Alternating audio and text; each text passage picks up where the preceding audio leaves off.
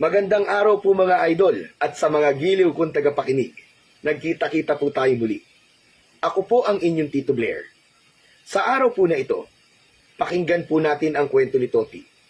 Isang bata na naghangad na makuha ang mutya ng balete para maging proteksyon at magkaroon ng pagbabago ang buhay nila ng kanyang lola Saling. Subalit paano kung ang pagtataglay ng mutya ng balete ay magiging dahilan ng panganib sa kanilang buhay? Hahangarin niya pa kaya na makuha ito? At ano ang mga lihim na matutuklasan niya sa kabila ng pagkakaroon ng mutya ng balete? Sama-sama po nating alamin ang umaatikabong pakikipagsapalaran ni Toti laban sa mga kampon ng kadiliman na nais kunin sa kanya ang mutya. Subalit bago po ang lahat mga idol, huwag naman po nating kalimutan mag-subscribe at i-hit ang notification bell sa aking YouTube channel na The Voice Addict para sa mas marami pang makapigil hiningang kwentong aswang at katatakutan mula sa mundo ng kababalaghan. Simulan na po natin ang kwento.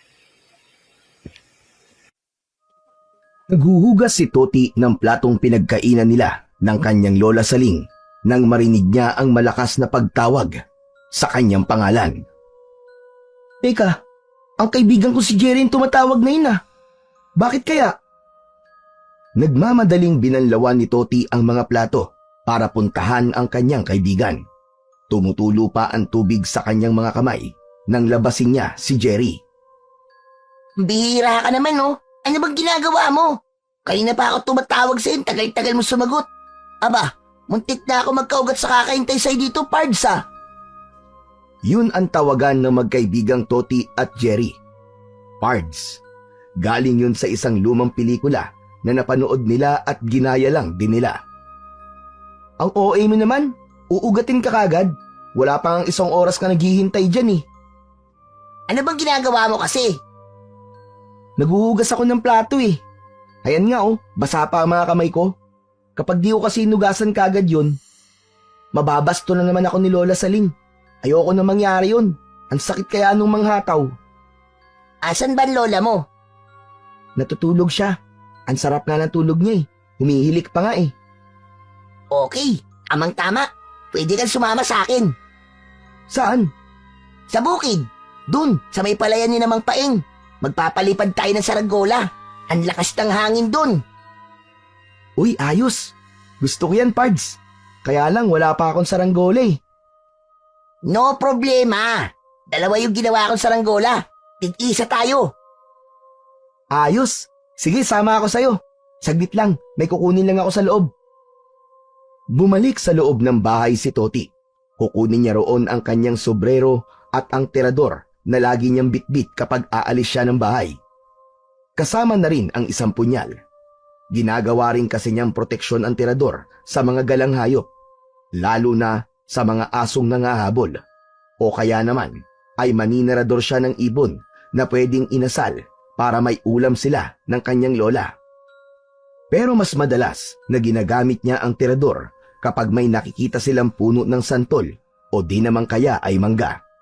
Siyempre, ang punyal naman ay para pambalat ng mangga. Nakuha na niya ang dapat niyang kuhain sa loob ng bahay.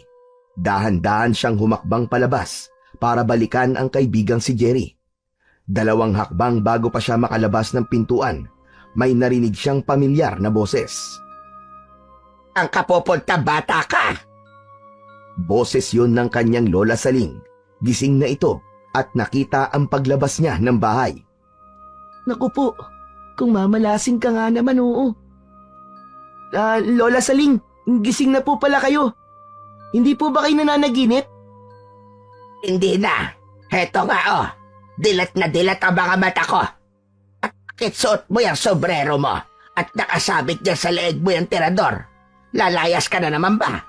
Abay aalis ka ng bahay nang hindi ka lang papaalam. Lola Saling, magpapaalam naman po ako sa inyo eh. Kaya lang po, ang sarap po ng tulog nyo. Naghihilik pa nga po kayo, kaya hindi ko na lang po kayo ginising. Eh ngayon, gising na ako. O kaya nga po magpapaalam na po ako sa inyo. Magsasaranggola lang po kami ni Jerry dun sa may palayan. Hindi ka aalis. Lola naman eh. Ang labo niyo naman. Gusto niyo magpapaalam ako kapag aalis. Tapos kapag magpapaalam naman po ako, hindi naman kayo pumapayag. Magsasayang ka lamang ng oras doon. Sa kahapon na, dito ka na lamang sa bahay. Saglit lang naman po kami ni Jerry. Saka Lola, naugasan ko na po yung mga platong pinagkainan natin. Tapos nilinis ko na rin po yung kusina. Yung alaga nating aso na si Mikmik, napakain ko na rin po. Kaya wala na po akong gagawin. Pwede na po ako maglaro. Sige na po Lola. Sandaling-sandali lang po kami. Hindi po kami magtatagal. Nakita ni Lola Saling ang pagmamakaawa ng apo para payagan siyang maglaro kasama ang kaibigan. Alam ni Lola Saling na mabait at masunurin si Toti. Hindi rin ito pasaway gaya ng ibang bata, kaya pumayag na lang ang matanda. Hay nako, sige na nga. Yay! Huwag kang magtatagal Umuwi ka din kagad. At saka huwag kayong lalayo. Baka mamaya'y maligaw kayo at paglaruan ng kung ano-anong maligno. Huwag po kayong mag-alala Lola. Uuwi din po kagad kami ni Jerry. Saka hindi po kami paglalaruan ng mga maligno. Takot lang po nun sa akin. Nako. Huwag kang hambog dyan, Toti Baka mamaya marinig ka ng mga maligno. Mainis sa'yo. Hala, sige na. Puntahan mo na ang kaibigan mo sa labas at kanina ka pa tinatawag. Naiinip na yata. Sige po Lola Saling. Salamat po. Masayang lumabas si Toti na may patalon-talon pa. Makakapagsaranggola na sila ng kaibigan niyang si Jerry. O Pards, ang tagal mo naman. Pards, pasensya na Si Lola kasi nagising Kaya yun, nagpaalam pa ako. Ayaw nga akong payagan Buti, nagaan sa drama. Kaya okay na, payag na siya. Okay, ayos. Sige, tara na. Daanan na lang natin sa bahay namin yung saranggola na gagamitin natin. Bago nga tumuloy sa may palayan, kung saan magpapalipad ng saranggola ang magkaibigan, ay dumaan muna sila sa bahay ni na Jerry upang kunin ang saranggola. Teka, ano to? Di saranggola. Ha? Bakit ganito? Ang ganda nga, di ba? Astig ang pagkakagawa. Kakaiba. Kakaiba talaga. Kasi nga, parang aswang ang pagkakayari nitong saranggola mo. Yan ang tinatawag na style. Kami ng pinsan kong gumawa ng dalawang saranggola na yan. Kambal na saranggolang aswang. Kaya tiyak, mapapatingin ng mga tao kapag lumipad ang saranggolang yan. Dahil iisipin nila, parang may lumilipad na aswang. Oo nga no, kung sa bagay, mapapansin talaga to. Tara, doon na tayo sa palayan para mapalipad na natin itong saranggolang aswang. Dahil nga sa kakaibang pagkakayari ng saranggolang gamit ng dalawang bata, ay naging sentro ito ng atraksyon at inusisa ito ng iba pang bata na nagpapalipad din ng saranggola. Tuwang-tuwa ang mga taong naroon sa palayan nang mapalipad nila ang saranggolang aswang. Kakaiba talaga ito. Kapag nasa ibaba, ang titingin sa saranggola, animoy lumilipad nga na aswang, na isa itong manananggal. Kaya may tawanan at sigawan ang mga taong nasisiyahan sa gimik ng saranggolang dala ni na Toti at Jerry. Nawili ang dalawang bata sa pagpapalipad ng saranggola, kaya hindi nila namalayan ang paglipas ng mga oras. Napagod din sila sa ginagawang lakad at takbo habang hawak ang pisi ng saranggola. Pasado 5:00 na noon ng hapon at papalubog na rin ang araw. Isa-isang nagsipag-uwian na rin ang mga batang kasama nilang nagpapalipad ng saranggola. Ang iba ay sinusundo na ng kanilang nanay na may dala pang pamalo. Buti na lamang, hindi ganon ang lola ni Toti, maging ang magulang ni Jerry, pero tumigil na rin sila sa pagpapalipad. Kailangan na rin nilang magpahinga at umuwi. Masayang naglalakad papauwi ang magkaibigan. Bagamat magkasama sa pagpapalipad ng saranggola, ay hindi pa rin matapos-tapos ang kwentuhan nila. Pagod ang katawan, pero masayang-masaya ang puso nila sa kakaibang karanasan na yun. Magpahinga muna tayo, Toti. Mamaya na tayo umuwi. Sige Pards, pahinga muna tayo. Alam naman ni Lola kung saan tayo pumunta kaya hindi yun mag-aalala. Okay. Doon tayo maupo sa may malaking puno na maraming ugat. Malamig dun Hawak ang saranggolang aswang na ginamit nila kanina ay lumapit sila sa malaking puno. Naupo sila ron para magpahinga. Inilapat na rin nila ang kanilang likod para ma-relax ang kanilang pagod sa katawan. Sapagkat pagod ay dinalaw ng antok ang magkaibigan hanggang sa pareho silang nakatulog. Pagkalipas ng halos kalahating oras ay unti-unti nang kumakagat ang dilim. Naalimpungatan si Toti at nagising dahil meron siyang naramdaman. Aray ko naman! Ba't mo ako sinampal, Jerry? Pards naman eh. Walang ganyanan. Ang lakas ng trip mo eh. Ano ba sinasabi mo? Hindi ito sinampal, no? Natutulog ako eh. Baka guni-guni mo lang yun. Matulog ka na lang ulit. Siguro nga. Maya-maya pa ay si Jerry naman ang nagreklamo. Aray ko! Ikaw tong nalanampal eh. Tumama sa pisngi ko. Ang sakit to na. Hindi ako nananampal. Ito pa nga yung 2 braso ko. Nakasiksik sa kilikili ko. Pards, hindi rin ako yung nanampal sa'yo kanina. Tuluyan nang nawala ang antok ng magkaibigan. Nagtaka sila kung hindi isa man sa kanila ang nananampal. Sino ang gumawa nun sa kanila? Nagkatinginan sina Toti at Jerry at iginala ang kanilang paningin sa paligid. Nanlaki ang kanilang mga mata at tila lumaki ang kanilang mga ulo. Tumindig ang kanilang balahibo sa naramdamang kilabot. Biglang napatayo ang dalawa at mabilis na tumakbo papalayo sa malaking puno na kinaroroonan nila. Kitang-kita kasi nila ang paggalaw ng mga malalaking ugat ng punong kinaroroonan nila. Ugat ng puno ang tumampal sa kanilang muka. Mula sa lugar na kanilang kinaroroonan ay nagkubli ang 2 bata sa makapal na halaman. Nakatanaw sila sa punong pinagpapahinga nila pero hindi na yun gumagalaw gaya ng nakita nila kanina. Totoo ba yung nakita natin kanina, Pards? Ewan ko, Pards. Hindi ko rin alam. Pero kanina, kitang-kita ng 2 kong mga mata. Gumalaw na parang ahas sa mga ugat ng puno. Yun din na nakita ko, Pards. Naku po, Bakit? pudong baleta pala yung tinambayan natin kanina. Yung punong sabi pinamumugaran daw ng sari-saring maligno. Hala, ganun ba yun? Yun ang naririnig ko eh. Teka, yung saranggola natin, nasan? Naloko na, Pards. Naiwan natin dun sa puno. Patay! Paano ngayon yan? Eh di, balikan natin. Paano kung gumalaw uli yung mga ugat ng balete? Pero tingnan mo, Pards.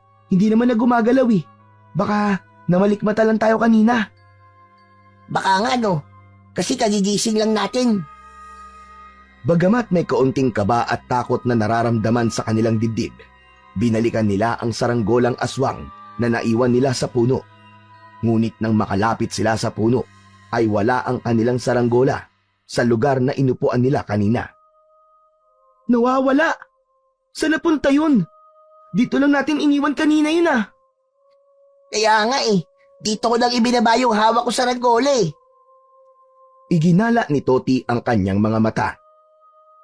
Ayun, tingnan mo, Pards. Nasa taas ng puno. Nakasabit sa sanga. Hala, paano napunta yun doon sa taas, Pards? Sa ibaba lang natin iniwan kanina yan ah. Naku po, Pards. Baka itinaas ng mga ugat na gumagalaw. Ano natin makukuha yun, Pards? Hindi ko rin alam. Teka, humanap kaya tayo ng mahabang panungkit. Ama, kayang abutin ng panungkit yung saranggolang nasa sanga. Bago pa kumilos ang dalawa upang humanap ng anumang mahabang bagay na gagamitin nilang panungkit ay umihip ang malakas na hangin. Tinangay ng hangin ang 2 saranggolang nakasabit sa puno ng balete at bumagsak yun sa lupa. Nagkatinginan ang magkaibigan. Agad nilang dinampot ang saranggola at tumakbong papalayo. Walang patid ang ginawa nilang pagtakbo hanggang sa ganap silang makalayo sa punong kinatatakutan nila. Dere-derecho sa kani-kanilang mga bahay. Madilim na nang makauwi si Toti. Nasa may pintuan ang kanyang lola Saling na hawak ang baston nito. Kumabog ang dibdib ni Toti. Alam niyang lagot siya sa kanyang lola. At bakit ngayon ka lang, ha? At sabi mo, Toti, saglit ka labang. Anong oras na? Gabi na. Pasensya na po kayo, Lola. Kuwan po kasi. Napagod po kami ni Jerry tapos nakatulog po kami sa may puno. Kaya ngayon lang po kami nakauwi. Pinag-alala mo akong bata ka. Buong akala ni Toti ay mapapalo na siya ng kanyang lola Saling. Subalit, hindi ganun ang nangyari. Pasensya na po talaga kayo, Lola, kung pinag-alala ko po kayo. Akala ko tuloy kung may masama nang nangyari sa inyo ni Jerry, eh. Magsasaing lang po ako, Lola. Hindi na. Nakapagluto na ako. Alam kong gutom ka. Mauna ka lang kumain. Nagluto ako ng ginisang sardinas. Tahimik lang na nakatingin si Toti sa kanyang lola Saling. Parang napako ka dyan sa kinatatayuan mo. Saka, bakit ganyan ka kung makatingin sa akin? Wala po, Lola. Kasi nagagandahan lang po ako sa inyo. Justic ang bata ka. Ano ba yung pinagsasasabi mo? Hindi pa nga ako naliligo, eh. Okay lang po yun. Hindi naman nalata na di pa kayo naliligo eh. Maganda at mukha pa rin po kayong fresh. Sige po, kakain na po ako. Tumalikod na si Toti na nakangiti. Yun ang pambawi niya sa kanyang lola, ang biruin ito. Sinundan naman ng tingin ni Lola Saling ang apo. Napangiti rin ito, sabay amoy sa kanyang sarili. Muling ngumiti, saka may ibinulong. Kung sa bagay, ama ang apo ko. Kahit di ako bagong paligo, hindi pa ako mabaho. Fresh pa rin. Hindi pa rin makapaniwala si Toti na hindi siya napalo ng kanyang Lola Saling, samantalang ginabi siya ng pagsasaranggola. Kung sa bagay, nagpaalam naman siya, taka si Jerry ang kasama niya. Nangako na rin ang lola niya sa kanya na babawasan na nito ang pamamalo sa kanya dahil nga lumalaki na siya. Kundi magpapaalala na lamang ito sa kanya, lalo na kapag may nagagawang pagkakamali. Ulila na sa mga magulang si Toti. Ang kanyang mga magulang ay halos sabay na namatay dahil sa isang aksidente. Ayon sa mga kwento ng kanyang Lola Saling, 5 taon pa lamang siya nang iwan ng mga magulang. Sa mga lumang larawan na lamang niya nakikilala at nakita ang itsura ng kanyang ina. Pero hindi ang kanyang ama. Walang larawan na ipinakita si Lola Saling sa bata. Ginawa ni Lola Saling ang lahat ng makakaya upang mapalaking mabait na bata si Toti. Hindi naman ito nabigo dahil wala masyadong ibinigay na sakit ng ulo ang kanyang apo. Oras na noon ng pagtulog nang mapansin ni Lola Saling na hindi mapakali ang bata. Kilala niya si Toti. Malamang meron itong kailangan o merong gustong itanong. Hindi ka pa ba matutulog, apo? Bakit bumangon ka pa? Kuwan po kasi, Lola eh. Ano ba yon? May itatanong ka ba? Lola, huwag po kayong magagalit ha. Abay, bakit naman ako magagalit? Ano ba ang itatanong mong bata ka? Lola, ano po bang meron dun sa punong balete? Meron po ba kayong mga kwento tungkol sa puno na yon? Ba't kayo nga? Ito naman na itanong. Punta ba kayo ni Jerry sa may punong balete? Natahimik si Toti. Hindi niya maaaring sabihin sa kanyang lola ang totoo dahil maaaring magalit ito sa kanya. Hindi po Lola. Napadaan lang po kami ni Jerry kanina doon. Tapos nakita po namin ang lalaki po ng mga ugat. Saka ang dami po. Para pong may kakaiba po sa puno na yun. Kaya nga maraming tao ang umiiwas sa punong yon. Dahil gaya ng sinabi mo, meron talagang kakaiba. Ano po ba ang meron doon, Lola Saling? May mga magaganda. At meron ding hindi. Lalo na kapag nakuha ang mutya ng balete. Mutya ng balete? Oo, apo. Nung bata pa ako, ay naikwento sa akin ng lolo ko ang tungkol sa bisa at kapangyarihan ng mutya ng balete. Ang sabi niya, kapag nakuha ang mutya ng balete, ay magbibigay ito ng swerte. Suwerte sa negosyo, sa buhay, sa pamilya at sa pag-asawa. Ayos po pala, Lola. Maganda po yun. Bukod doon, ay may bisa at kapangyarihan din itong kayang ibigay. Maaaring panlaban sa mga masasamang elemento, sa mga kampon ng kadiliman, sa aswang at kung ano pang kampon ng kasamaan. Ang astig po pala ng mutya ng balete, Lola. Maaari mo ring utusan at pasunurin ang mga nilalang na naninirahan sa puno ng balete dahil sa pagtataglay ng mutya na nanggaling sa puno. Lola, saan po ba naroon yung mutya na sinasabi nyo? Nakapaloob yon sa ugat ng puno. Ang dami pong ugat ng puno, Lola eh. Mahirap po makita yun. Kaya nga, maswerte ang makakakita nun. Pero ang sabi din ng lolo ko, ay merong nakakaalam kung alin sa mga ugat nakatago ang mutya ng balete. Sino po? Ang bantay sa puno. At hindi ko alam kung anong klaseng nilalang yon. Siya dapat ay maging kaibigan. At kapag naging kaibigan na ito, sasabihin niya kung aling ugat ang kinaroroonan ng mutya. Naku po, mahirap din po pala. Tama ka, Apo. Pero meron ng mga sumubok. Yun nga lang kapag hindi nagtatagumpay, mas malala ang mangyayari. Ano po, Lola? Nagiging tulala. Nawawala sa katinuan. Hanggang sa tuluyang mabaliw. Katulad ng dating taga rito sa baryo natin na sumubok. Si Domeng, nasiraan siya ng ulo. Hanggang sa nakita na lamang na lumulutang sa ilog. Nagpakamatay. Grabe naman. Yun ang sumpa ng balete. Kahit sino'y maaaring sumubok na hanapin ang mutya. Kaya lang kapag nabigo ka, may hindi magandang mangyayari sa'yo. Kaya nga ang iba, hindi na lang yun sinusubukang hanapin. Kaya po pala kahit maganda ang ibibigay na swerte at may kapangyarihan yun, wala nang sumusubok dahil takot silang mabaliw. Ganon na nga, Apo. Pero kapag natagpuan ang mutya, siya naman ang pinakamaswerte dahil lahat ng gustuhin niya ay matutupad.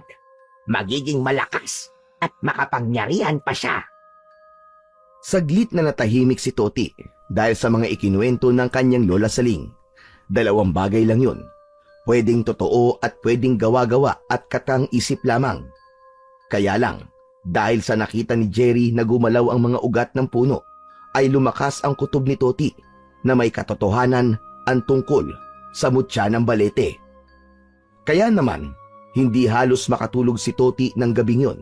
Kapag ipinipikit niya ang kanyang mga mata, ay tila naririnig niya ang mga kwento ng kanyang lola tungkol sa balete. Sa murang isip niya, ay nagkaroon siya ng paghahangad na makita ang mutya, lalo na't puro magagandang bagay ang pwedeng mangyari kapag nakuha yun. Nang magkita ang magkaibigan, ay naibida ni Toti kay Jerry ang tungkol sa sinabi ng kanyang lola. Ang bihira. Naging pani ka naman eh. Anong pani? Paniwalain. Kasi bilib ka kagad sa sinabi ng lola Saling mo. Pards, ano ka ba? Di ba nakita natin yung nangyari dun sa ugat ng balete? Di tayo nananaginip nun ha? At naramdaman natin na pinalo tayo ng ugat. Oo nga pala, no? Kaya nga, Pards, posibleng totoo yun. Gusto mo ng mutya? Pero ako, ayoko, Pards. Hindi ako interesado doon sa mutya na yon. Kasi naduduwag ka. Hindi Kasi nga ang alam ko, kapag nakuha mo yan, maraming tao makakalaban mo at pwede rin pati ang mga kampo ng kadiliman. Nako, hahantingin ka nila panigurado. Bakit naman? Kahit sila ay magkaka-interes na makuha yun sa'yo. Teka, oo nga no, hindi nasabi sa akin yun ni Lola. Baka nakalimutan lang. Kasi nga, baka tulad din yun ng mutya ng puno ng saging. Pambihira ang bisa at power na ibibigay ng mutya. Kaya kahit mga masasamang elemento, magkaka-interest din. Ibig lang sabihin, magugulo ang buhay mo, Pards. Ikaw ba? Gusto mo maging magulo ang buhay mo at mawalan ka ng katahimikan? Parang gusto nang magbago ang isip ni Toti. Hindi nga pala magiging madali yun. Lahat na lang magiging kalaban niya.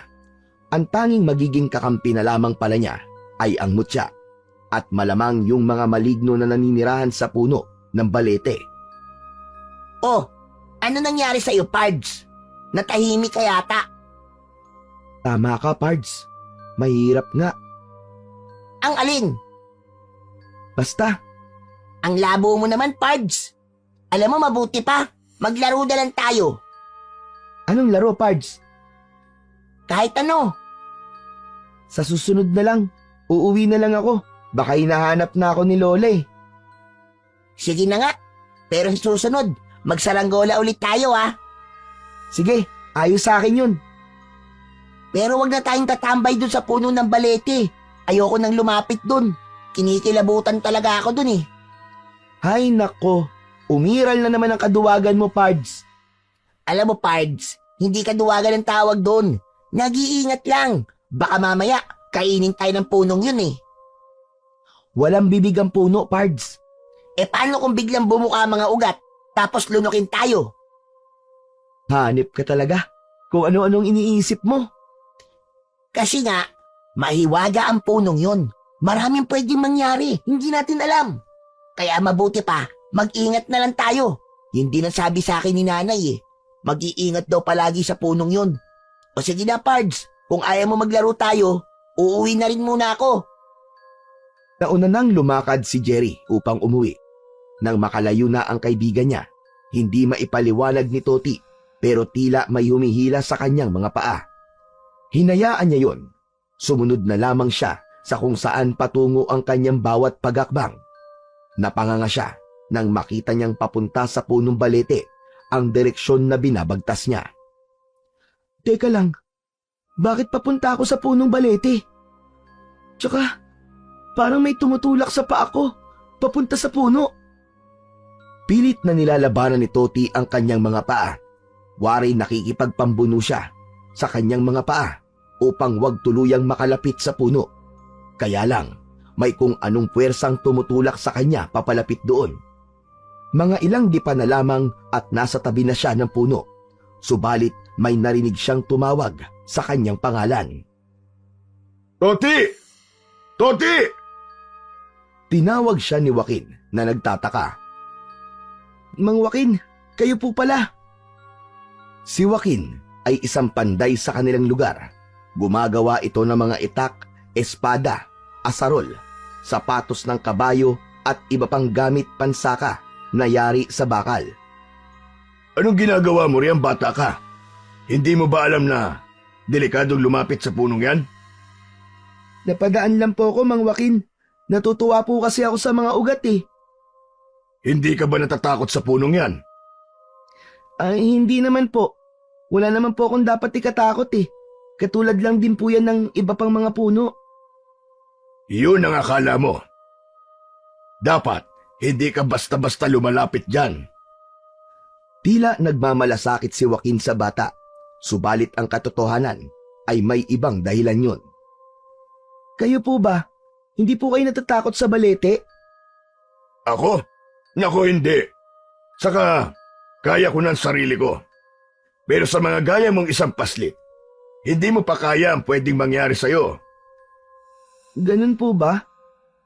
Sige na, umuwi ka na sa inyo at hinahanap ka na ng lola saling mo. Hinahanap po ako? Oo, kanina nasalubong ko siya. Itinanong ka nga niya sa akin eh. Yung pala, nandito ka lang sa may puno ng balete. Sige po, uuwi na po ako. Umuwi na si Toti. Tama nga si Joaquin. Hinahanap na siya ng kanyang lola na kanina pa nag-aalala sa kanya. Saka may gawaing bahay pa rin kasi siyang hindi pa natatapos. Kailangan niya ng sumalok ng tubig dahil wala nang laman ang kanilang tapayan. Kaya agad niyang kinuha ang timba upang pumunta sa balon at sumalok ng tubig. Balon pa ang kanilang pinagkukunan ng tubig. Puro pangako lang kasi ang kanilang kapitan na magpapagawa ng poso ng tubig. Pero ilang taon na ang lumipas, ngunit wala pa rin. Kaya nagtsatsaga na ang mga nakatira sa baryo para sumalok sa balon. Samantala, umuwi na rin si Joaquin at binalikan ang kanyang trabaho sa Pandayan. Naroon at kanina pa naghihintay ang kanyang kaibigang si Ferdy. Nagpunta nga pala kanina si Mang Istong. Tinatanong niya kung tapos po nang gawin yung sapatos ng kanyang kabayo. Hindi pa. Marami kasi akong inasikaso nito mga nakaraang araw eh. Sabi ko, bumalik na siya bukas eh. Saan pala, Perdi? Kanina nakita ko yung batang si Toti. Naroon, sa may punong balete. Anong ginagawa niya ron? Hindi ko rin alam eh. Iba ang kutob ko sa batang yon. Pati ba naman bata pinaghihinalaan mo? Iba kasi ang batang yon, Ferdi. Iniisip mo bang interesado siya sa mutya ng balete? Posible, di ba? Alam naman kaya niya tungkol doon. Pwede. Baka narinig niya o may nagkwento sa kanya. Baka ang lola niya. Kung ganun pala, hindi tayo dapat magpakampante. Tama ka. Dahil walang sino man pwede makakuha ng mutya na yon. Kundi ako lamang. Para sa akin lamang yon. Oo naman. Kailangan ko yung Perdi. Dahil malaking bagay yon para sa gaya nating mga aswang. Kapag nasa akin ang mutya, magiging mas malakas tayo. Kakatakutan ang ating pagkaaswang. Walang nilalang na pwedeng kumalaban sa atin. At lahat ng pwede nating hangarin ay makukuha natin. Mas magiging madali para pagharian natin ang mga aswang gabunan sa kahit na anong lugar. Magpaparami tayo ng lahi. At ikaw rin ang tatanghaling hari ng mga aswang kapag taglay mo mutya ng balete. Pero syempre, ako magiging kanang kamay mo, Joaquin. Oo naman. Kaya hindi maaaring mapunta kung kanino man ang mutya na yon. Lalo na sa isang bubwit na katulad ni Toti. Delikado tayo sa kanya. Kapag napunta yon sa batang yon, baka katapusan na rin ng mga aswang gabunan. Syempre, hindi natin hahayaan na mangyari yun. Tayo ang hahadlang para di yun makuha ng kahit na sino. At dahil nga pinagdududahan mo ang batang si Toti, dapat siguro ngayon pa lang, mapigilan na natin siya. Iyan din ang naisip ko, Perdi.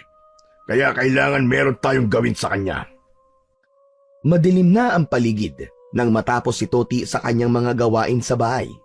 Nag-aasikaso na ang kanyang lola Saling sa kusina. Nagsaing na ito at niluto na rin ang isdang binili sa tinderang naglako ng isda.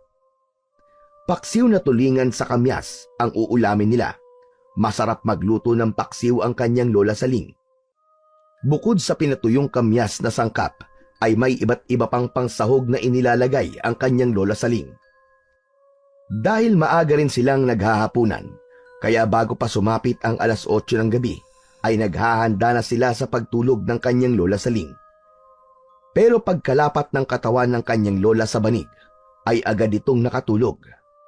Sa labas ng bahay, ay nagsimula ng magbigay ng liwanag ang buwan.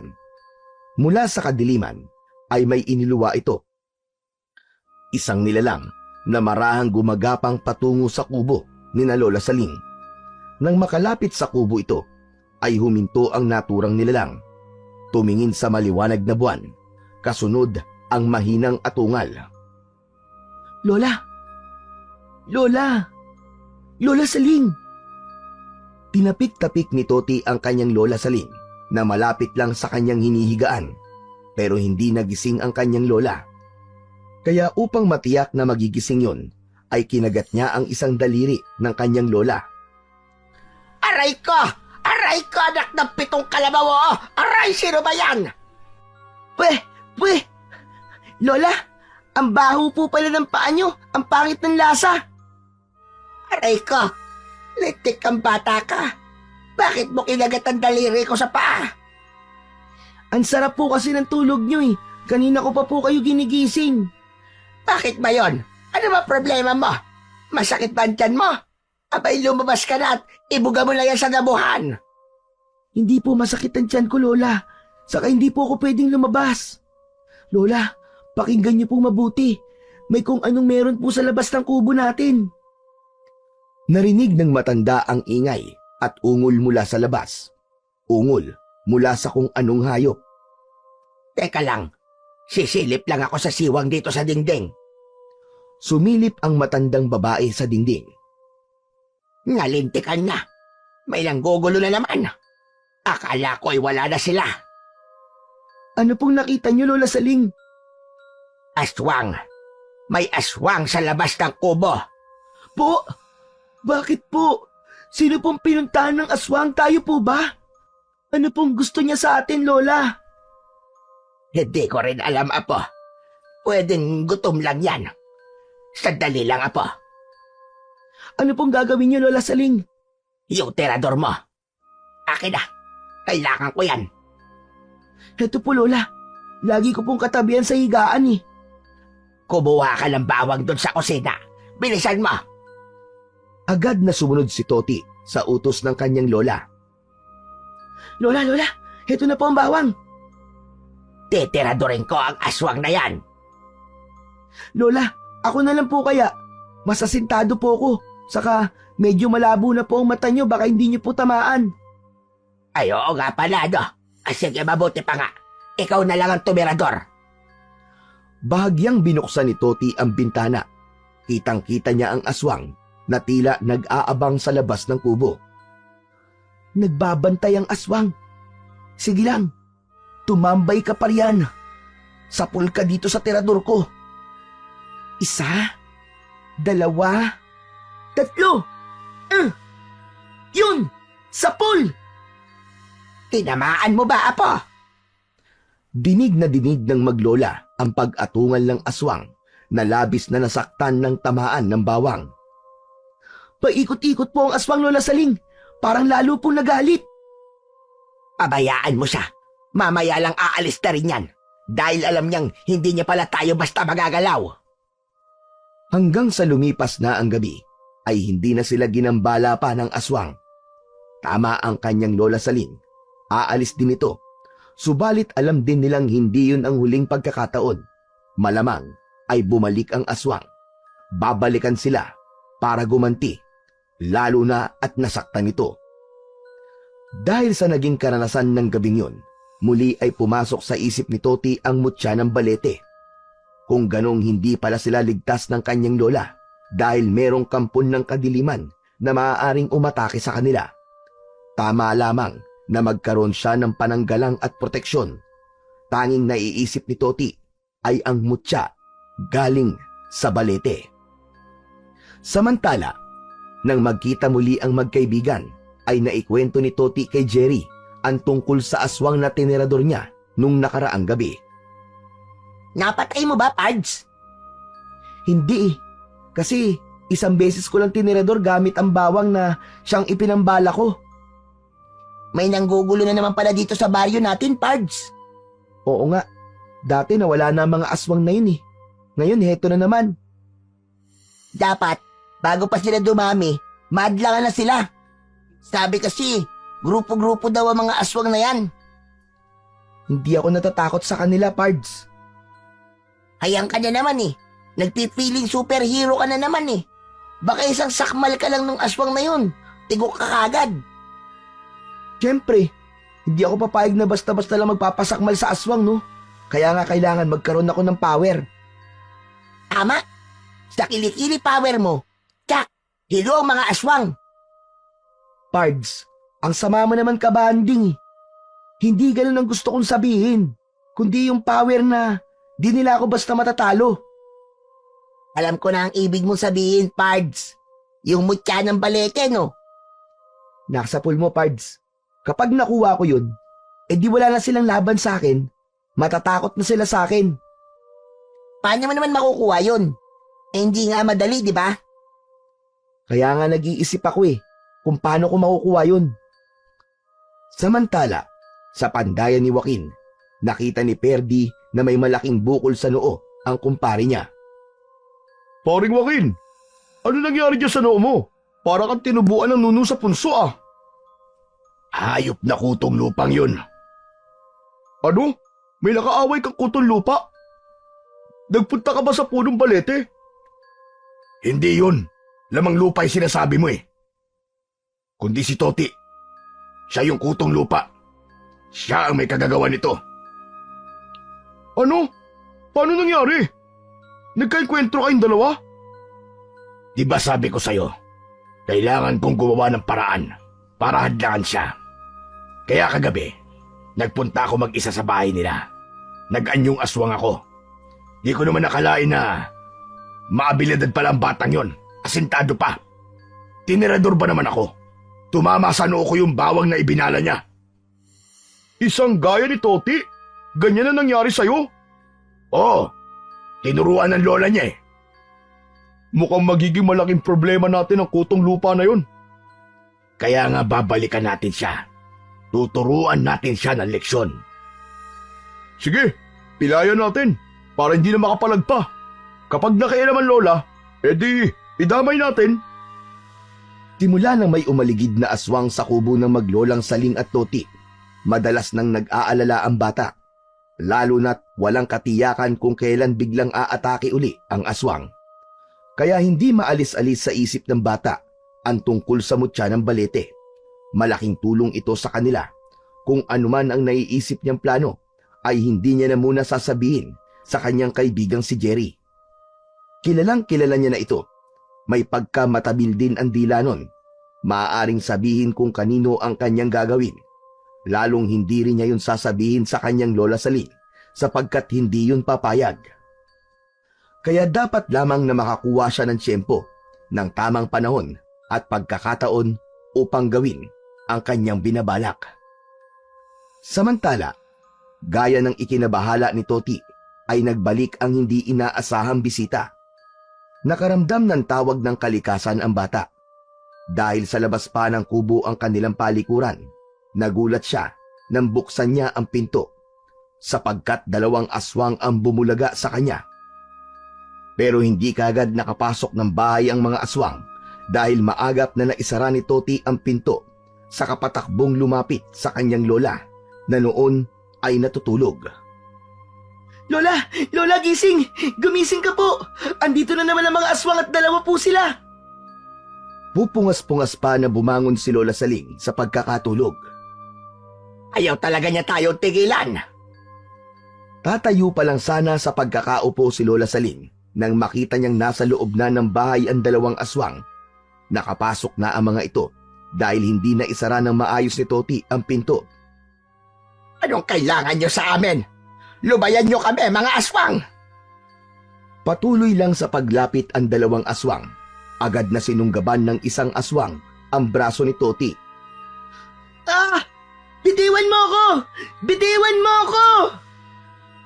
Huwag mong sasaktan ang apo ko! Hayop ka! Walang narinig ang aswang. Sadyang gusto nilang kunin si Toti. Nang mga sandaling yon, ay pilit na may kinakapa sa ilalim ng banig ang matandang babae. Nahawakan niya ang bagay na pilit na kinakapa. Isa yung matalas na itak. Bitiwan mo sabi ang apo ko! Kasabay ng pagsigaw na yon ni Lola Saling, ay agad niyang iniharibas ang hawak na itak at tumama yon sa braso ng isang aswang. Hindi man naputol ang braso nito, pero malaki ang naiwang sugat. Nagkikikisay at nagwawala ang sugatang aswang. Agad namang umatake ang isang aswang kay Lola Saling, kaya nabitiwan nito si Toti. Agad na sinakmal ang leeg ng matanda. Nabitiwan ni Lola Saling ang hawak na itak. Nakita yun ni Toti. Nagmamadaling dinampot yun sabay hataw sa katawan ng aswang na sumakmal kay Lola Saling. Malalim din ang naging sugat sa katawan nito. Umaatungal sa sakit ang 2 aswang. Hindi nila kaya ang maglola na inakala nilang mahina dahil sa napalang sugat ng 2 aswang ay hirap na silang kumilos. Minsan pa'y inihanda ni Toti ang hawak na itak. Nagmamadali namang kumilos ang 2 aswang at agad na lumabas ng kubo. Nabahag ang buntot ng 2 nilalang na nag-uunahan pa sa paglabas ng kubo. Nakauwi na sa kanilang tirahan ang 2 aswang na sugatan. Sila ay ang magkumparing si Joaquin at Perdi. Kapwa malala ang sugat na natamo nila. Buisit! Buisit na maglola yun! Kung hindi tayo nakatakbo, mapupuruhan talaga tayo. Baka tigok na tayo ngayon. Masyadong matatapang, kahit yung matanda. Ramdam ko na baka may iniingatang anting-anting ang matanda. Kaya ganun siya katapang. Hindi yun nakapagtataka. Ang bihira. Ikalawang kabiguan ko na ito, Ferdi. Papayag ka bang may ikatlo pa? Hindi na. Kung kailangan humingi na ako ng tulong sa iba, yun ang gagawin ko. Ngayon pa lang alam na natin kung sino talaga malaking hadlang sa mga plano natin. Lalo na kapag may hawak na sila mutya ng balete. Kaya nga duda talaga ako sa batang yun. Ramdam ko na nagkaka-interes siya sa mutya. Sa kubo ni na Lola Saling, minsan pa'y napag-usapan ng maglola ang muling pagsalakay ng mga aswang. Kayo talaga kanilang punteriya. Pero akala nila, natatakot tayo sa kanila. Hindi sila uubra sa atin, Lola. Lola, ang astig niyo po. Pinahanga niyo po ako. Para kayong Amazona. Nung kabataan ko, Apo, hindi lang mga aswang ang nakakaengkwentro namin, kundi iba pang kampo ng kadiliman. Kaya pala sanay na sanay po kayong lumaban eh. Medyo kinakalawang na nga ako niyan eh. Puti na nga lang kanina, napuruhan ko yung aswang. Salamat po, Lola. Iniligtas niyo po ako. Ikaw rin, Apo. Iniligtas mo rin ako sa aswang na yon. At dahil sa napala nila kanina, malamang re-rest back yun. At hindi na papayag na maulit-uli ang nangyari sa kanila. Hahanap na ang mga yon ng magiging kakampi nila. Kung dati may pag-aatubili pa at pag-aalinlangan pa si Toti sa kanyang balak, ngayon ay buong-buo na yon sa kanyang isipan. Kaya ng mga sumunod na gabi ay hihintayin na lamang niyang matulog ang kanyang Lola Saling. Inihanda na rin niya ang kanyang sarili. Pupuntahan niya ang punong balete. Hahanapin niya ang mutya nito. Inihanda ni Toti ang punyal na madalas niyang daladala. Bagong hasa yun. Siyempre, hindi mawawala ang kanyang tirador. Yun lamang ang kanyang magiging armas para sa kanyang plano. Hindi niya alam kung ano pa ang mga hadlang na maaari niyang harapin sa paghahanap sa mutya ng balete. Tanging alam niya, handa siya at buo na rin ang kanyang loob. Gagawin niya yun para sa kaligtasan nila ng kanyang Lola Saling at sa magandang buhay na pangarap niya. Lalo na't may dala ring swerte ang mutyang inaasam-asam niyang makuha. Tila umaayon naman kay Toti ang pagkakataon. Napakaganda at napakaliwanag ng sikat ng buwan. Bilog na bilog ito. Wari ba'y pinag-adya na tanglawan siya sa kanyang gagawin. Una niyang naisip ay ang nilalang na bantay sa balete. Ito ang dapat niyang makita at makausap dahil malaki ang maitutulong nito sa kanya. Kung anong klaseng nilalang yon ay hindi niya alam. Binagtas ni Toti ang daan patungo sa kinaroroonan ng balete. Ilang di pa bago ang pinakapuno nito ay huminto siya. Pinagmamasdan ang kabuuan ng puno. Tahimik at tila katulad lamang ito ng ibang puno na naroon. Nag-iingay ang mga dahon kapag umiihip ang hangin. Ayon sa kanyang Lola Saling, ay makikita ang mutya sa mga ugat nito. Subalit kung alin sa mga nagsilang bayang ugat na yon ay isang malaking katanungan. Titig na titig si Toti sa puno. Hindi niya inaalis ang kanyang paningin. Kinakapa-kapa sa kanyang bewang ang dala niyang matalas na punyal na nakasabit doon. Maya-maya pa ay may naaninag ang bata sa isang bahagi ng puno. Bahagyang napaurong si Toti. Ano yun?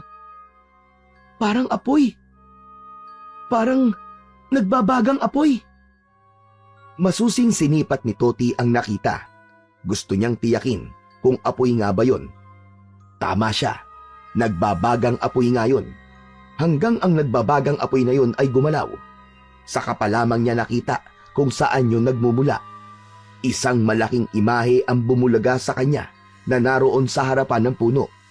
Isang dambuhala at maitim na nilalang. Isang bagay lamang ang agad na naisip ni Toti. Ito marahil ang bantay na nabanggit ng kanyang Lola Saling. Isang kapre. Bagamat nangalisag ang balahibo ni Toti at totoong kinikilabutan siya sa kanyang nakita, ay pinaglabanan niya yon. Nakatitig sa kanya ang kapre habang nananabako. Anong kailangan mo, bata? at inabala mo ako sa aking pamamahinga. Pasensya ka na, kaibigan. Ako po si Toti. Masaya akong makita ka at makilala.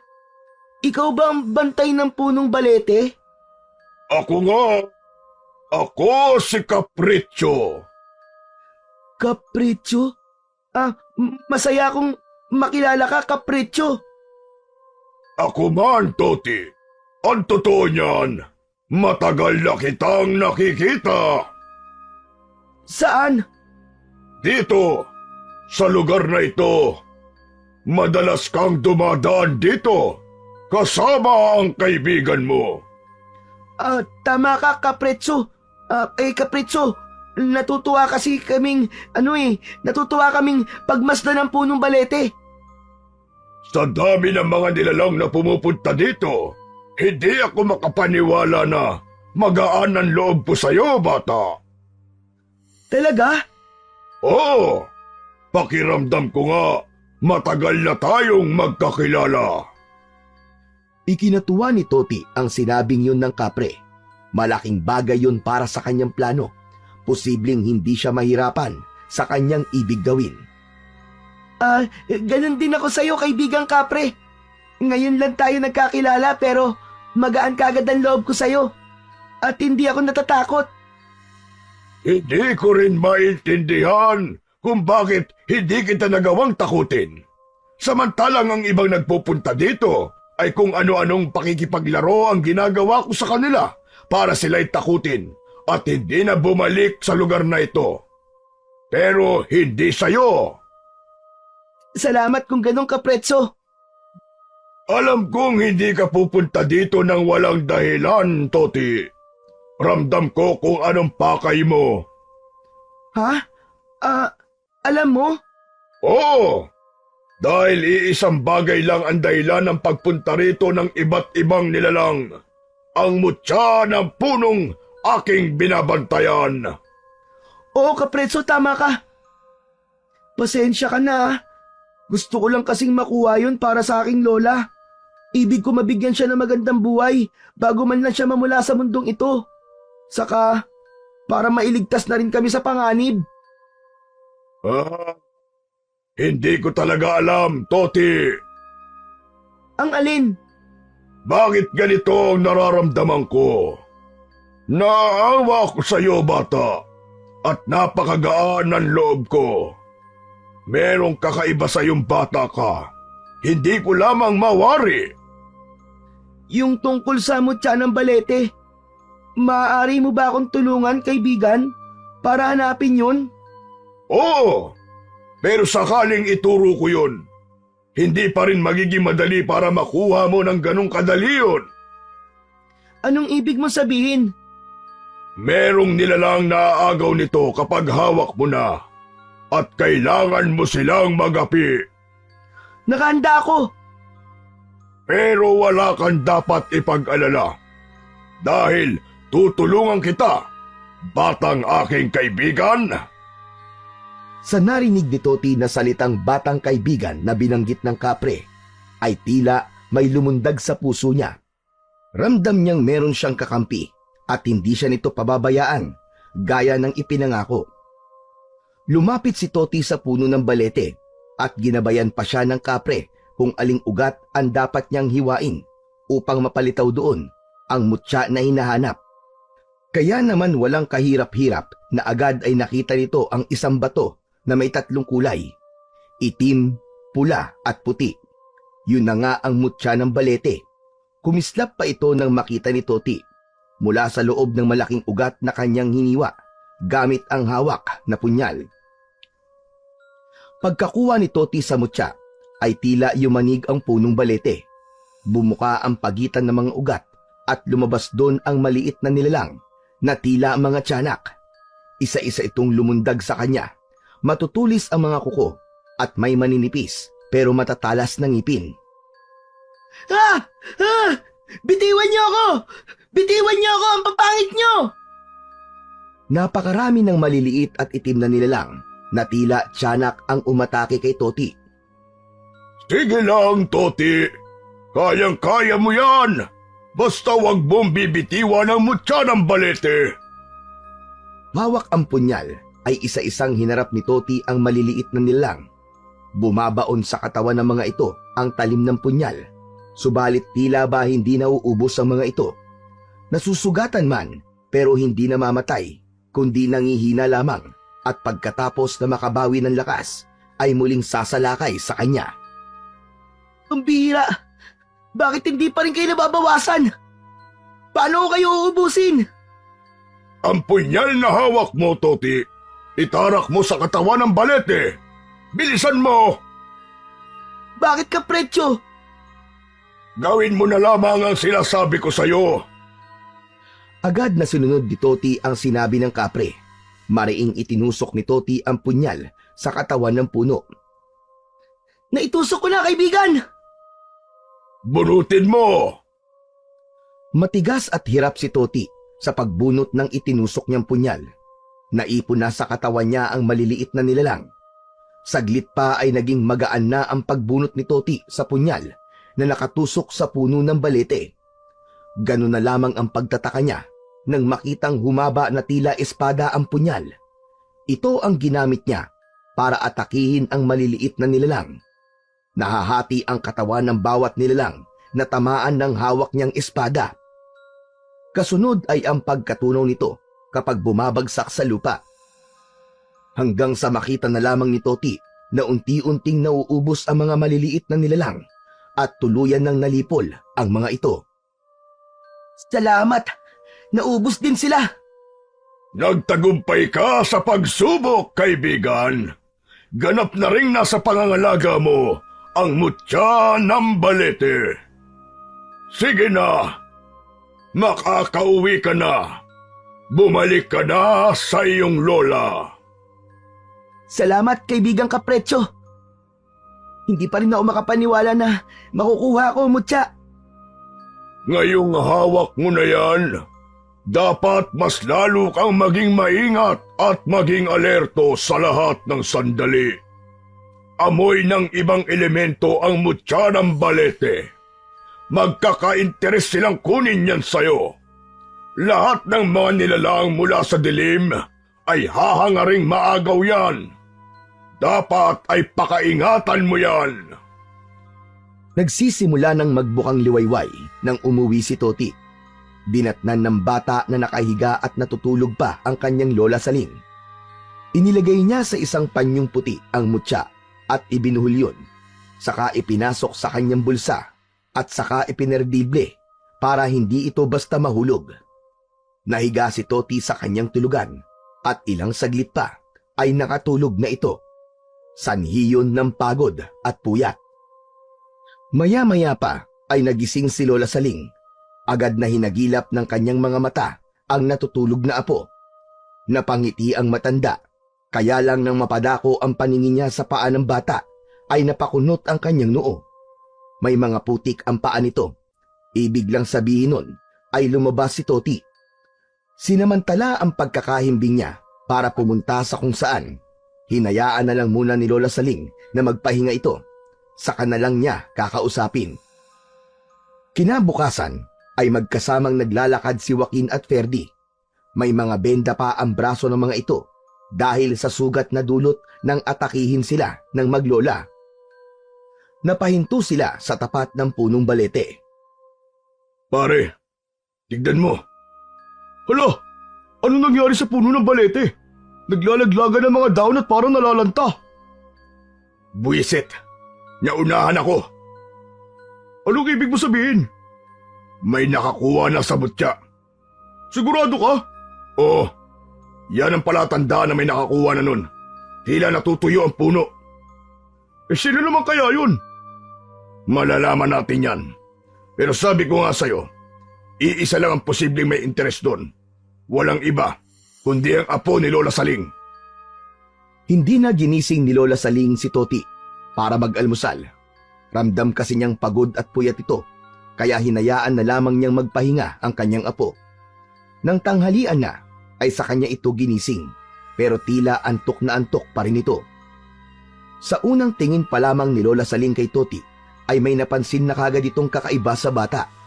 Iba ang aura at may malakas na enerhiya siyang nararamdaman. Pero hindi niya muna ito uusisain. Hihintayin na lang niyang makakain muna ito. Ginatang talbos ng kamote at pritong isda ang tanghalian nila. Maganang kumain ang bata. Nakadalawang balik ito sa kusina para kumuha ng kanin. Pagkatapos kumain, ay naghugas na rin ito ng plato, gaya ng nakagawian. Nang matapos itong makapaghugas ng plato, ay naupo sa isang bangko. Hinihimas-himas pa nito ang tiyan dahil ramdam pa rin niya ang kabusugan. Nagsimula ng magtanong si Lola Saling sa bata. Ay gusto ka bang sabihin sa akin, Apo? Po, Sabi ko, kung may gusto ka bang sabihin kay Lola. Ha? Wala po. Apo, matagal na tayo magkasama. Mula nang isinilang kaya ako na ang kasama mo't nag-alaga sa'yo. Kaya alam ko kapag may inililihim ka sa akin. Kuwan po kasi. Ano po kasi, Lola eh? Hindi naman ako magagalit basta magsabi ka lamang ng totoo sa akin. Isa pa, alam kong umalis ka kagabi. Hindi magkakaila ang mga mapuputik mo mga paa nang matulog ka. Kalimutan mo maghugas. Naku, pasensya na po kayo, Lola. Ang totoo po niyan meron po akong pinuntahan kagabi. Sinasabi ko na nga ba eh. may dinukot si Toti sa kanyang bulsa. Ipinakita sa kanyang lola ang nakabalot sa puting panyo. Sus Mariosep kang bata ka! Nasa akin na po, Lola. Hawak ko na po ang mutya ng balete. Agad itong kinuha ni Lola Saling at ibinalot sa panyo. Saka lumingali-nga sa paligid. Ibalot mo yan dali! Ibalot mo! Itago mo yan, Apo! Bakit po, Lola? Hindi mo dapat inilalabas yan. Iba ang taglay na amoy ng mutya ng balete. Madaling naaamoy yan ng ibang elemento. Hahangarin nilang maagaw yan sa'yo. Pero Lola, hindi po nila tumakukuha sa akin. Abay, dapat lang. Hindi rin po ako makapaniwala, Lola Saling, sa nangyari kagabi. Dahil madali ko lang po nakuha ang mutya. Ang bantay po na sinasabi nyo, isa palang kapre. Hindi niya po ako sinaktan. Naging kaibigan ko pa nga po siya eh.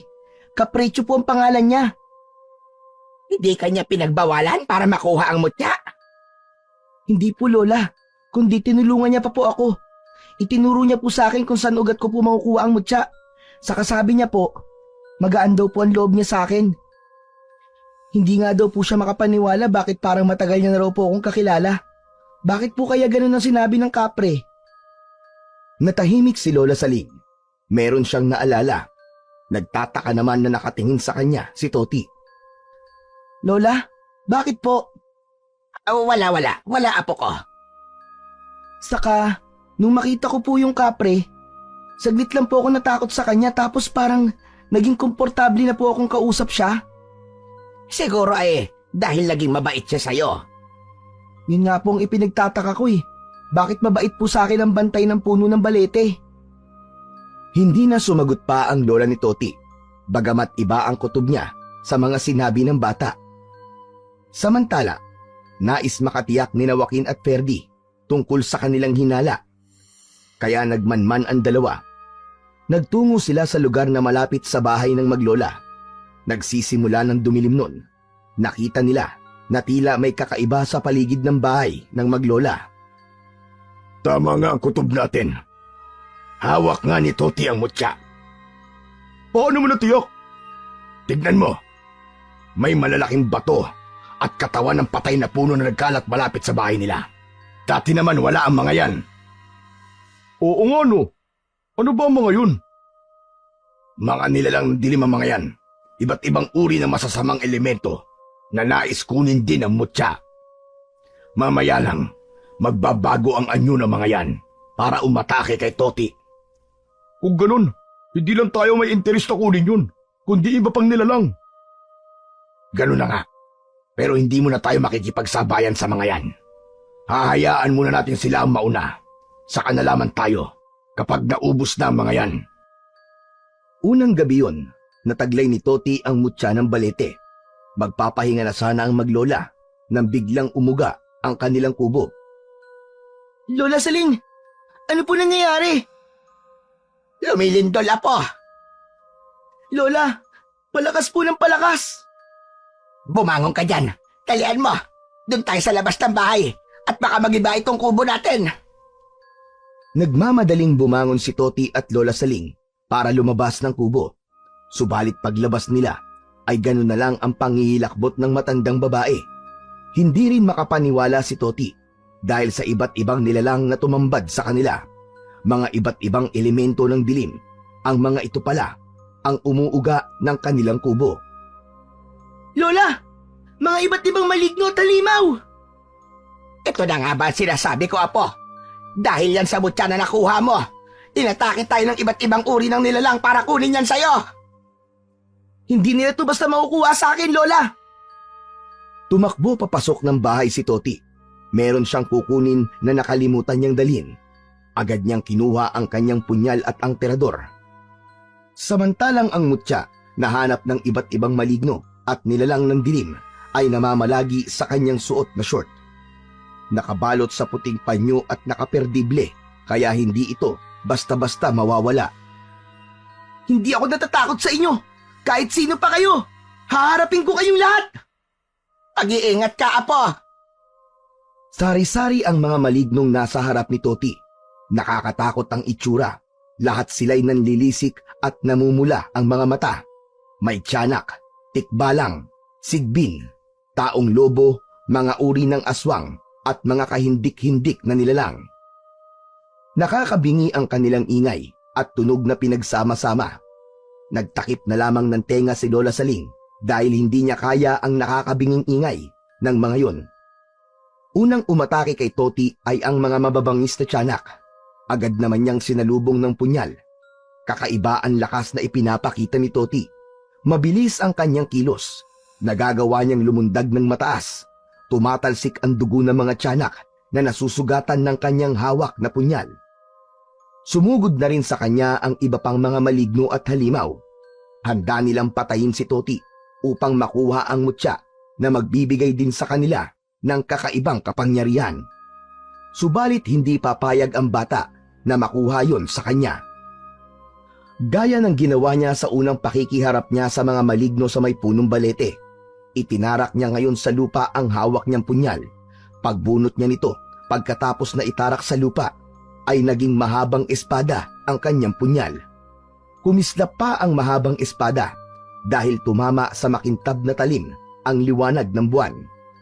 Iwinasiwas ni Toti ang hawak niyang espada. Bawat pag-atake sa kanya ng mga maligno at halimaw ay agad na tinatamaan. Nahihiwa ang katawan o kaya naman ay napuputol ito at saka bumabagsak sa lupa. Habang lumalalim ang gabi, ay tila lalong nadaragdagan ang mga maligno. Wala na yatang pagkaubos ang mga yon. Iisa lang ang kanilang ibig mangyari. Yun ay ang agawin ang mutya mula kay Toti sa kahit na anong paraan. Maging dahilan man yun ng kanilang kamatayan. Ilang oras na ang nakalipas, subalit nananatiling nakikipagpambuno si Toti sa mga maligno. Wala itong kapaguran. Pinanonood lang siya ni Lola Saling na hindi pa rin makapaniwala sa husay at galing na ipinapakita ng apo sa pakikipaglaban. Alam niyang hindi sanay sa pakikipaglaban ng kanyang apo dahil bata pa ito. Subalit iba ang galing na ipinamalas ng kanyang apo. Bunga yon ng taglay na mutya na nasa katawan ni Toti. Nagsimula nang tumilaok ang manok. Hudyat na magsisimula na ang bukang liwayway. Hindi na nadagdagan pa ang pagdating ng mga maligno. Takot na silang abutan ng liwanag at masinaga ng araw. Kaya huminto na si Toti.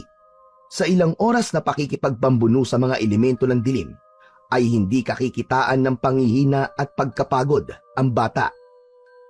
Kumusta ka, Apo? Ayos lang po ako, Lola. Hindi ka napapagod? Hindi ka ba nangihina? Hindi po. Pakiramdam ko nga po. Bagong gising lang po ako eh. Malakas po ang pakiramdam ko. Hindi biro ang ginawa mong pakikipaglaban kanina. Pero wala na po sila. Natakot na pong lahat. Dahil yon sa mag-uumaga na rin, Apo. Siguro naman sa ginawa mo hindi na sila babalik pa at manggugulo sa atin. Dapat lang po, Lola, dahil masasayang lang ang oras nila. Ang buong pangyayari sa magdamag na lumipas ay nasaksihan pala ni Joaquin at Perdi na buong magdamag na nag-abang sa mga pangyayari. Hindi nga talaga pangkaraniwan ang bisa ng mutya na yun, kumpare. Kaya nga sinabi ko nga sa'yo, dapat ako makakuha nun. Paano? Akong bahala. Hindi mo ba nakita? Halos pinagpraktisan lang ni Toti ang mga halimaw at maligno na nakalaban niya. Sikil lang sa kanya mga yun. Dahil nga walang utak ang mga malignong yon. Pero tayong mga kakaibang uri ng aswang gabunan, matalino tayo, pare. May paraan ka para makuha ang mutya kay Toti? Oo, napag-aralan ko na yan. Kaya hindi ako kikilos na alam kong tagilid ako at mabibigulang. Pare, huwag kang magyabang ha. Nung wala pa nga ang mutya si Toti, muntik na tayo mapatay. Ngayon pa kayang taglay niya na ang mutya ng balete? Ibahin mo ko. Kaya abangan mo na lang ang susunod na mangyayari. Nang mga oras na yon ay may nabuo ng plano si Joaquin. Pagpasok niya sa kanyang bahay ay tumuloy kagad siya sa dingding. Pinuntahan ng isang kalendaryo. May tiningnan siya at tiniyak. Kapag siniswerte ka nga talaga, hindi na pala ako maghihintay pa ng kung ilang buwan. Pwede na pala. Pwede ko na maagaw kay Toti ang mutya ng balete. Hindi na ipinaalam pa ni Joaquin kay Perdi ang kanyang pinaplano. Baka maging sagabal pa ito dahil sa pagdududa at pagiging negatibo. Bukas na ng gabi, babalikan kita, Toti. At humanda ka. Dahil magiging akin na ang mutya. Yun ang naibulong ni Joaquin sa kanyang sarili, kasabay ng kanyang halakhak. Samantala, pagkatapos ng naging pagsalakay ng iba't ibang elemento ng dilim sa bahay ni na Lola Saling, ay tila binigyan na sila ng katahimikan. Wala nang nagpaparamdam sa kanila ng ilang araw. Subalit sa gabing yun, may magbabalik para muli ay guluhin ang maglola. Ang plano ni Lola Saling ay lilipat muna sila ng tirahan. Sa ibang lugar na pupuntahan nila ay makakapagsimula sila ng bagong buhay. Masusubukan na rin ang iba pang bisa ng mutya. Dahil nga hindi lang yun pangontra sa mga maligno, kundi mainam din itong pampaswerte sa buhay. Nais ni Lola Saling na magsimula sila ng konting pagkakakitaan upang magkaroon ng pagbabago ang kanilang buhay. Kaya lamang ay hindi pumayag si Toti. Para sa bata, kahit hindi na sila umalis ay pwedeng mangyari ang magandang kapalaran sa kanila sapagkat naniniwala siya sa bisa ng mutya. Magpapahinga na sana ang maglola ng gabing yon nang may marinig silang tila kung anong nasa itaas ng kanilang bubong. Lola, mukhang nagsisimula na naman silang manggulo. Naramdaman ko nga na may kung anong dumapo sa bubong nitong kubo natin. Ay naramdamang tila usok ang maglola mula sa kaliwang bahagi ng kanilang kubo. Naknang, gabing-gabi na ay may nagsisiga pa. Sino kayang damuho yung nagsisiga na yon? Dito po sa bahay natin patungo ang usok, Lola. Dito po itinataboy ng hangin. Ang baho ng usok. May kung anong inilagay sa sunog na siga. Nangihina ako, Apo. Nangihina ako. Ako rin po, Lola Saling. Nakakahilo po ang amoy ng usok. Sabi ko na nga ba, maiisahan ko rin kayo. Lalo ka na, batang bubuit. Ha? Aswang! Anong kailangan mo sa amin? Kailangan mo pa bang itanong yan? Umalis ka na, bago pa may masamang mangyari sa'yo. Oh, anong ginagawa mo? Harapin mo na ang aswang, madali ka. Nangihina ako, Lola Saling. Hindi gumagana ang bisa ng mutya. Abay, bakit ganon? Ibigay mo sa akin ang mutya, Toti. Huwag mo nang hintayin na magkasakitan pa tayo bago mo ibigay yan sa akin. Hindi ko to ibibigay sa'yo kahit ano pang mangyari. Lalo na sa isang masamang aswang na katulad mo. Pahihirapan mo lamang ang iyong sarili. Bigat na bigat ang katawan ni Toti.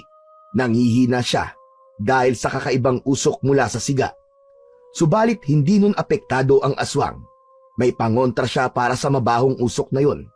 Nang lalata ang katawan ng bata, halos wala itong lakas. Kaya hinanap ng aswang sa katawan ni Toti ang mutya. Agad naman niya itong nakita. Kinuha sa bulsa ng short ni Toti at nagmamadaling umalis. Nakaalis na ang aswang na si Joaquin na kumuha ng mutya. Napupugnaw na rin ang siga na lumikha ng mabahong usok. Subalit nangihina pa rin ang katawan ng maglola. Apo, bakit ganon? Anong nangyari? Hindi ko rin po alam, Lola. Ang mutya ho, nakuha ng aswang. Hindi mo dapat hinayaang makuha niya. Hindi ko po kaya ang sarili ko kanina, Lola. Hinang-hina po ako. Saka bakit ganun? Walang lakas na ibinigay ang mutya. Parang wala pong bisa. Yun nga din ang ipinagtataka ko, Apo. Paano ngayon yan? Wala na ang mutya ng balete. Paano mo mababawi yon? Sino ang aswang na kumuha nun sa'yo? Samantala, nakabalik na sa kanyang bahay si Joaquin. Wala itong tigil sa paghalakhak. Punong-puno ng kagalakan ang puso dahil sa tagumpay na makuha niya ang mutya ng balete. Sabi ko na nga ba, tamang diskarte at tamang pagkakataon lamang ang kailangan. Mapapasa akin rin ang mutya ng balete. Napakadali kong nakuha ang mutya. Hinalikan pa ni Toti ang mutya habang nasa kanyang palad. Subalit ano nga ba ang dahilan kung bakit nakuha ni Joaquin nang ganong kadali lamang ang mutya na yun? Mga hunghang sila. Wala silang kaalam-alam tungkol sa kahinaan ng mutya. Buong akala nila sa lahat ng panahon ay may bisa yon. Nawawala ng bisa ang mutya tuwing Biyernes at 13. Ngayon ang araw na yon. Kaya walang bisa ang mutya. Yun ang tamang pagkakataon para makuha ko yun.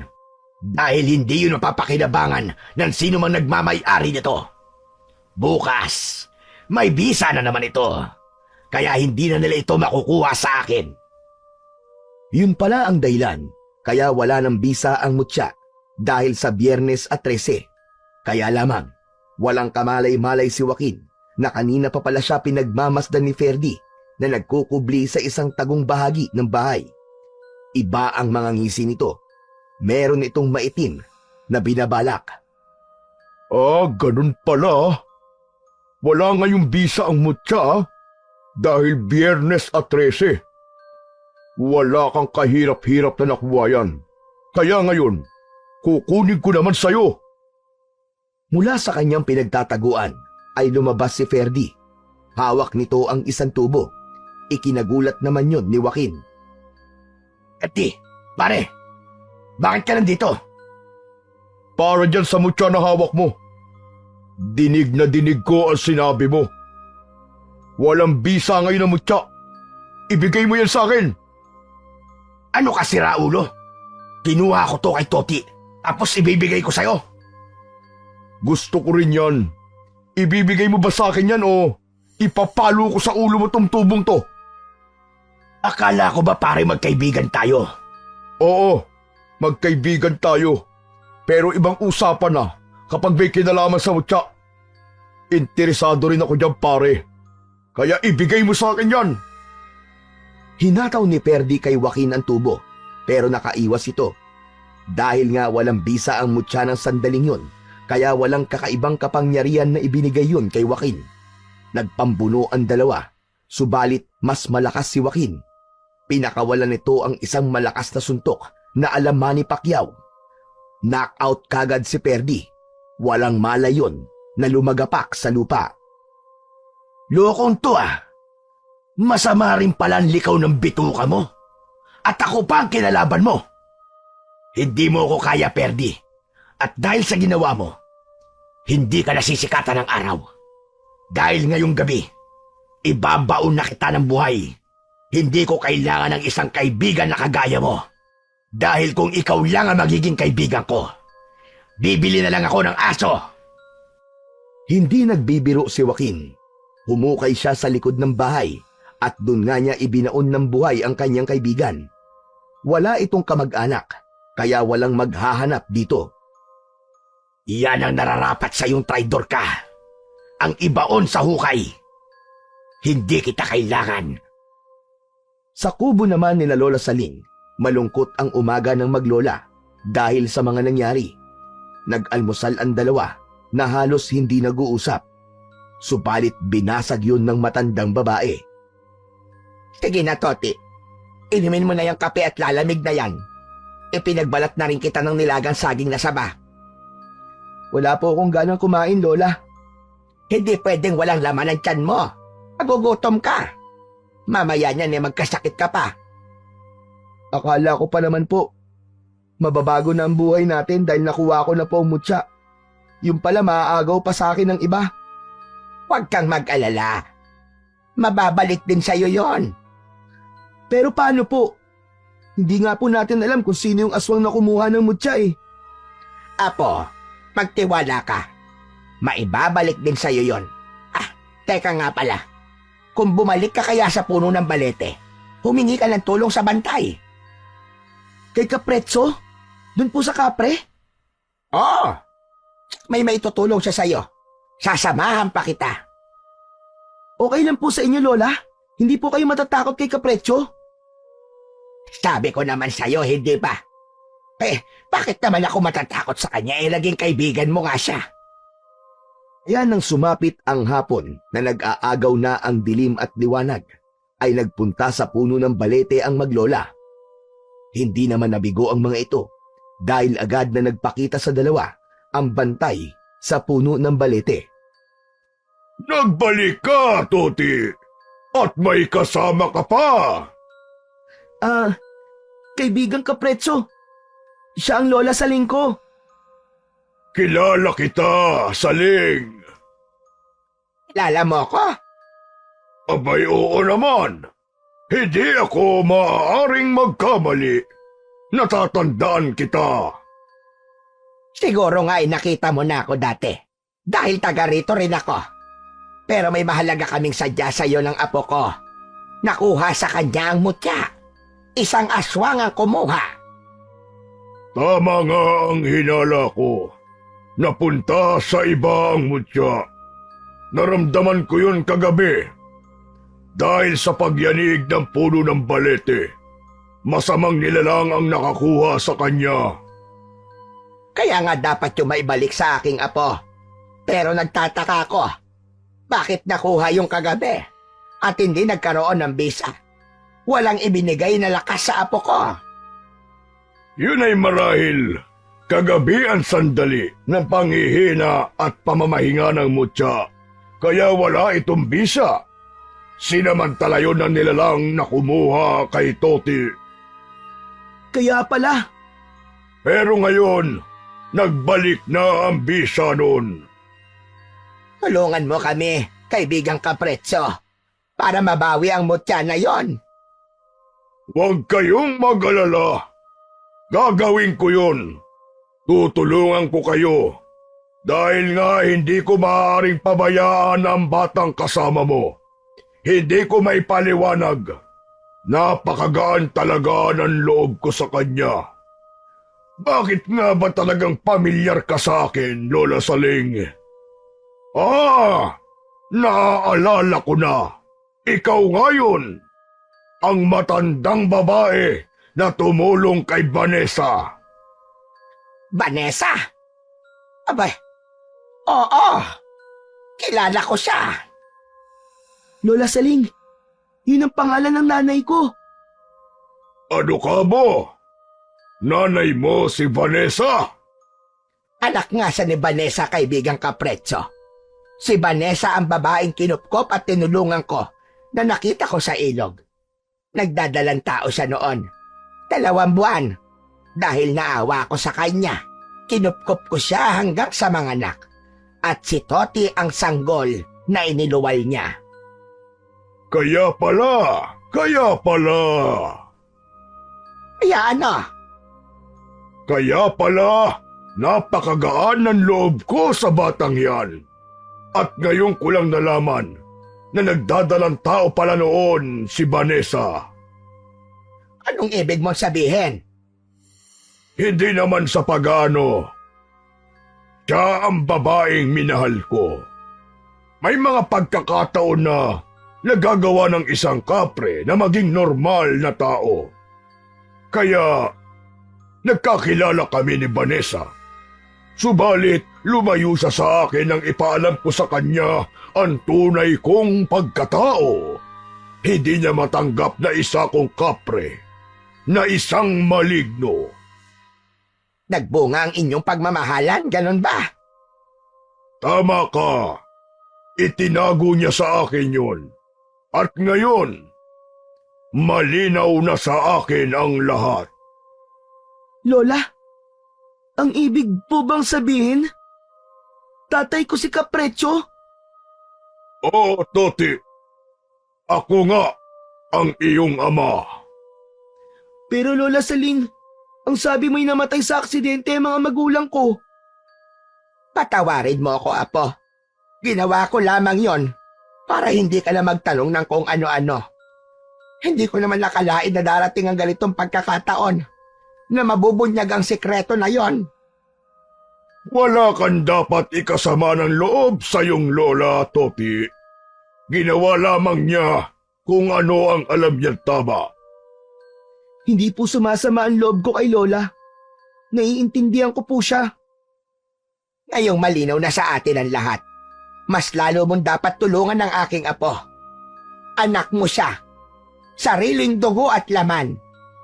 Oo, dahil siya ang tunay na dapat magmay-ari ng mutya ng balete. Kaya ako ang bahala. Babawiin natin ang mutya sa sino mang kumuha nun. Alam ko kung saan natin siya makikita. Maaamoy ko ang mutya.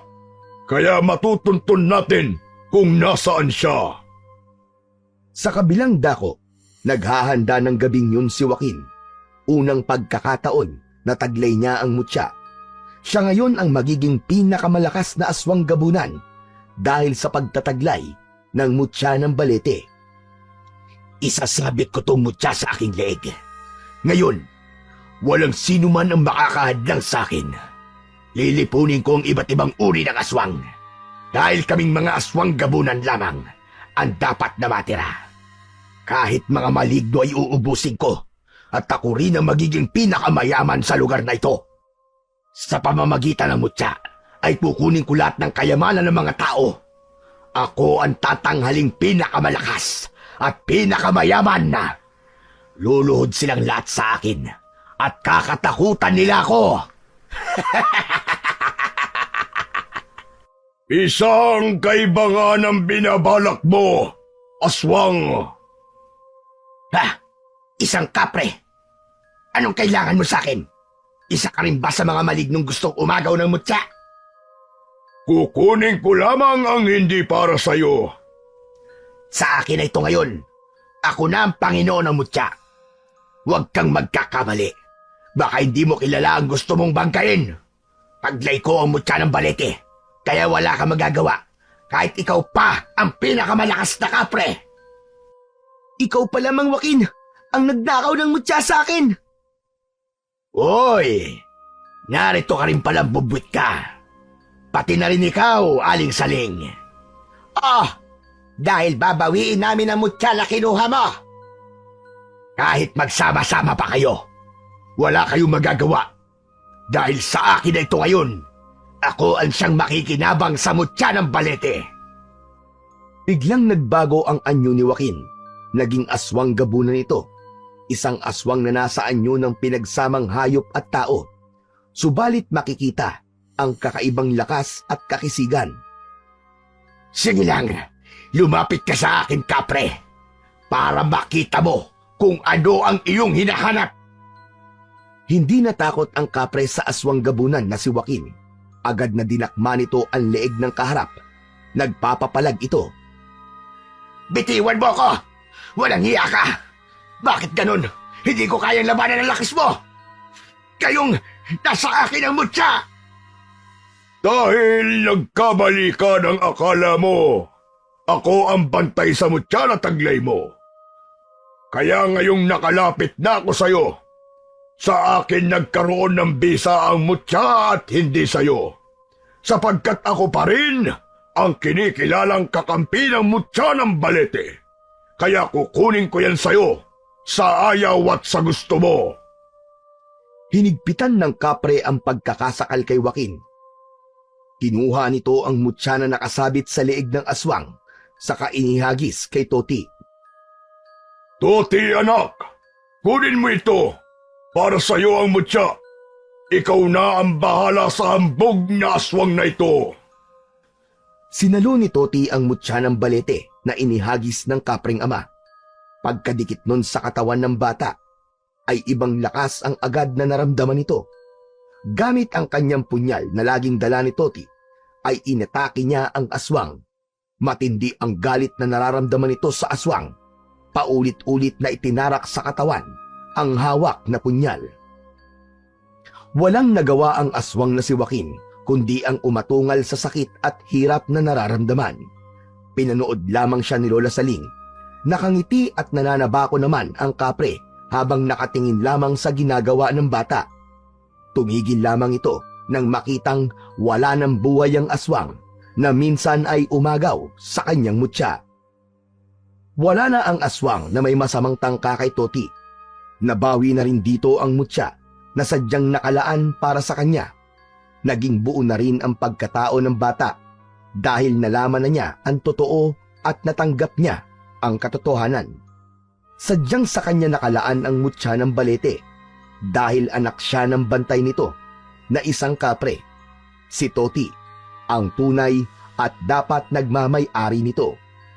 Ngayon nga, sa tulong ng mutya, ay nakatitiyak na ang pagbabago sa buhay ng maglola.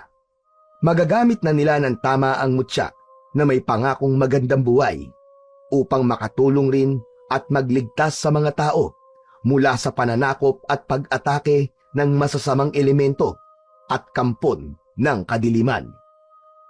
Bukod nga sa kanyang Lola Saling, ay meron ng kakampi at matatakbuhan si Toti. Yun ay ang kanyang ama, isang kapre na nagbabantay sa kanya na buong puso niyang tinanggap ang katauhan. Bawat isa sa atin ay may nakatakdang kapalaran. Kung anumang meron tayo ay maaari nating gamitin para sa ating ikabubuti at sa kaligtasan at kapayapaan ng iba at hindi para sa ikapapahamak ng ating kapwa-tao.